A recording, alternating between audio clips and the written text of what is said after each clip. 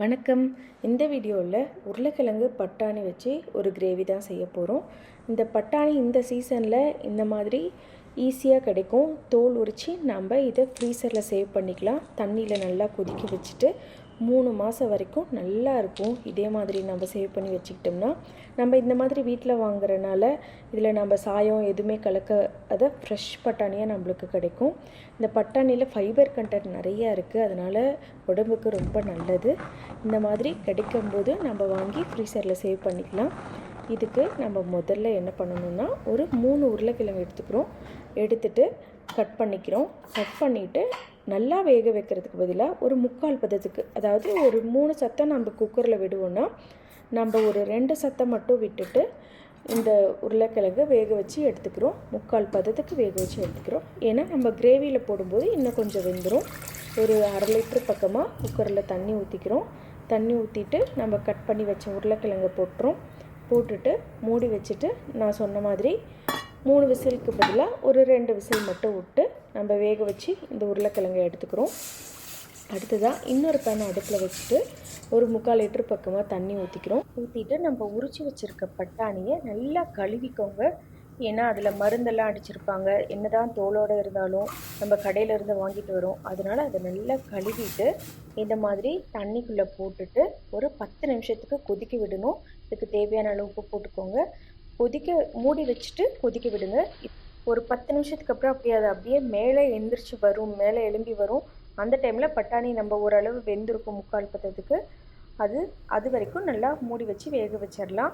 இப்போ ஒரு 4 தக்காளி எடுத்துகிட்டு நம்ம இதை மேலே இருக்க காம்பெல்லாம் எடுத்துகிட்டு மிக்சியில் கட் பண்ணிவிட்டு மிக்சியில் போட்டுட்டு நம்ம நல்லா அடிச்சுட்டு இதில் இருக்க தோல் விதையெல்லாம் எடுத்துகிட்டு வெறும் இந்த தக்காளி ஜூஸை மட்டும் நம்ம எடுத்துக்க போகிறோம்.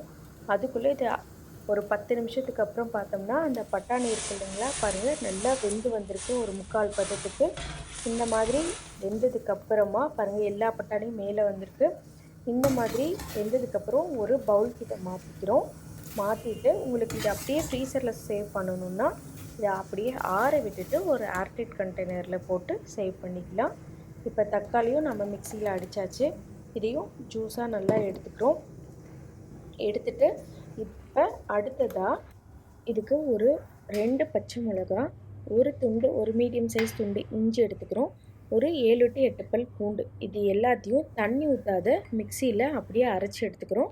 நீங்கள் உரலில் கூட தட்டி எடுத்துக்கலாம். இந்த மாதிரி தட்டி எடுத்து வச்சுக்கிறோம். அடுத்து அடுப்பில் ஒரு பேன் வச்சுட்டு நான் ஒரு 1.5 டேபிள் ஸ்பூன் பக்கமாக எண்ணெய் ஊற்றிக்கிறேன். உங்களுக்கு வெண்ணெய் வேணாலும் போட்டுக்கலாம், இன்னும் டேஸ்ட்டு கொடுக்கும்.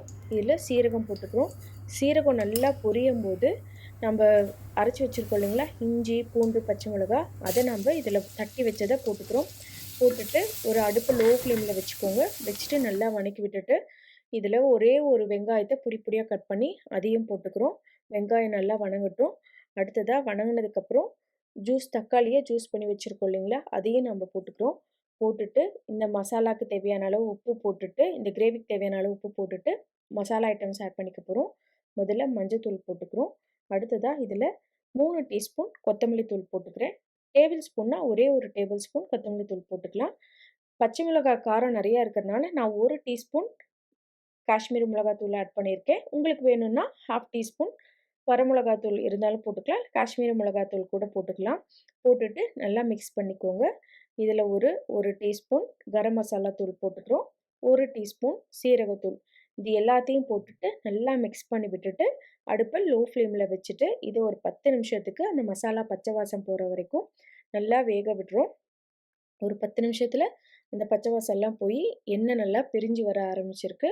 இந்த டைமில் நம்ம ஒரு 3/4 பதத்துக்கு வேக வச்சுருக்கோம் இல்லைங்களா உருளைக்கிழங்கு, அதை இந்த மாதிரி கட் பண்ணிவிட்டு இதை அந்த கிரேவியில் ஆட் பண்ணிவிட்டு அதே மாதிரி பட்டாணியும் நம்ம வேக வச்சுருக்கோம் இல்லைங்களா, அந்த பட்டாணியும் நம்ம இதில் போட்டுட்டு இது எல்லாத்தையும் நல்லா மிக்ஸ் பண்ணிவிட்டு உங்களுக்கு கிரேவி கெட்டியாக இருக்கிற மாதிரி ஃபீல் பண்ணிங்கன்னா கொஞ்சமாக தண்ணி ஊற்றிட்டு இதை மறுபடியும் ஒரு 10 நிமிஷம் இந்த உருளைக்கிழங்கு பட்டாணிலலாம் அந்த எசன்ஸ் இறங்குற மாதிரி அடுப்பு லோ ஃப்ளேமில் வச்சுட்டு நல்லா வேக விட்டு இறக்கிக்கலாம்.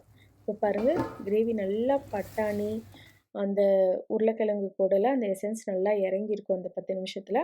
இப்போ உங்களுக்கு கிரேவி கெட்டியாக இருக்கிற மாதிரி ஃபீல் பண்ணால் கொஞ்சமாக தண்ணி ஊற்றிட்டு மிக்ஸ் பண்ணிக்கோங்க.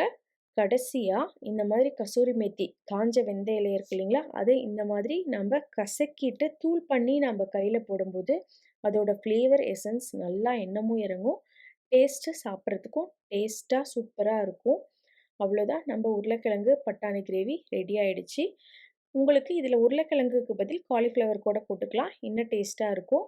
எந்த ப்ரிசர்வேட்டிவ்ஸும் ஆட் பண்ணாமல் எந்த கலர்ஸும் ஆட் பண்ணாத இந்த மாதிரி நம்ம பட்டாணி வாங்கி ஃப்ரீசரில் சேவ் பண்ணிக்கிட்டால் இந்த சீசன் டைமில் எப்போ வேணாலும் நம்ம யூஸ் பண்ணிக்கலாம். ட்ரை பண்ணி பாருங்கள். இந்த வீடியோ பிடிச்சிருந்துச்சின்னா லைக் பண்ணுங்கள், ஷேர் பண்ணுங்கள். மறக்காமல் நம்ம சேனல் தம்ஸ் கிச்சனை சப்ஸ்கிரைப் பண்ணுங்கள். நன்றி, வணக்கம்.